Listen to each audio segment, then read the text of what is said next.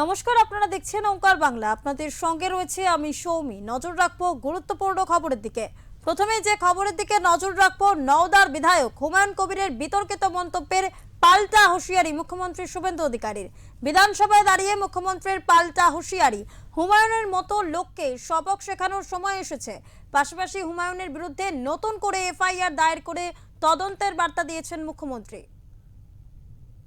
আমি শুভেন্দু অধিকারীকে সেদিন বলেছি যে আপনি ভোটে জিতেছেন, আপনার দল জিতেছে, খুব ভালো কথা, কিন্তু মুর্শিদাবাদে আস্ফালনটা একটু কম করতে বলেন।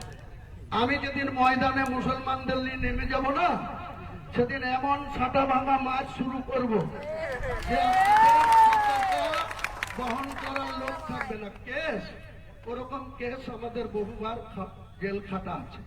5000 লোককে আপনি বহরমপুর সেন্ট্রাল জেলের যে আয়তন, তাতে 4700 বেশি 4800 লোক ধরেন। লাখ লাখ লোককে রাস্তায় নিয়ে নামাবো আর সাদা ভাঙা মাছ দেবো আর জেলে যাব। কদিন জেলে রাখতে পারেন, কত খাওয়াতে পারেন। চলতি মাসের 24 তারিখ মালদায় এজেইউপির একটি পথসভায় নওদার বিজেপি প্রার্থী অনামিকা ঘোষকে নিয়ে বিতর্কিত মন্তব্য করেন বিধায়ক হুমায়ুন কবির। রাস্তায় বের করে নিজের পার্টির মুসলিম সমর্থকদের দিয়ে ওই বিজেপি কর্মীকে সেটা ভাঙার হুমকি দেন তিনি। এমনকি খোলা মঞ্চ থেকে মুখ্যমন্ত্রী এবং পুলিশ আধিকারিককেও কটাক্ষ করেন হুমায়ুন। এবার বিধানসভায় সেই মন্তব্যের কড়া সমালোচনা করেন মুখ্যমন্ত্রী শুভেন্দু অধিকারী। বিধানসভায় হুমায়ুন কবিরের মন্তব্য পুঙ্খানুপুঙ্খ উল্লেখ করে হুমায়ুনকে সবক শেখানোর কথা বলেন মুখ্যমন্ত্রী। তিনি মমতা বন্দ্যোপাধ্যায়কে কটাক্ষ করে হুমায়ুনকে হুঁশিয়ারি দিয়ে বলেন তিনি আগের মুখ্যমন্ত্রীর মতন দুর্বল নন। সাথে সাথে তিনি বলেন সরকার তার বিরুদ্ধে 2টি এফআইআর দায়ের করেছে এবং প্রশাসন যথাযথ পদক্ষেপ নেবে। আমার মনে হয়েছে যে এনাফি জানাব, সময় এসেছে এই ধরনের লোককে সবক শেখানোর। আপনাকে আমি পরিষ্কার বলছি, মমতা ব্যানার্জি মুখ্যমন্ত্রী নন। আপনি দুর্বল মুখ্যমন্ত্রী পেয়ে যা খুশি করেছেন, যা খুশি বলেছেন। আমি আপনাকে বলে গেলাম, আমরা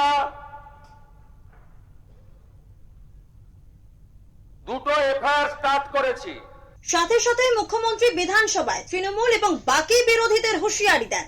সন্দেশখালীর শেখ শাহজাহান, জীবনতলার শওকত মোল্লা থেকে শুরু করে ফলতার পুষ্পা, জাহাঙ্গীর খানের কথা মনে করিয়ে হুমায়ুন এবং বিরোধীদের সতর্ক করেন মুখ্যমন্ত্রী। সন্দেশখালীতে একজন ছিল, ওর অবস্থা কি হয়েছে সবাই দেখেছে। একই টোন ছিল। আরেকটা জীবনতলার গুন্ডা ক্যানিং ভাঙর, ওর অবস্থাও কি হয়েছে দেখতে পাচ্ছে সবাই। আরেকটা পুষ্পা ঝুঁকে গেনি, এমন ঝোঁকা ঝুঁকেছে খালি পায়ে, ছোট প্যান্ট পরে, কান ধরে উঠবস করতে করতে যাচ্ছে। আর আমি 1 সপ্তাহ পরে মুর্শিদাবাদে যাচ্ছি।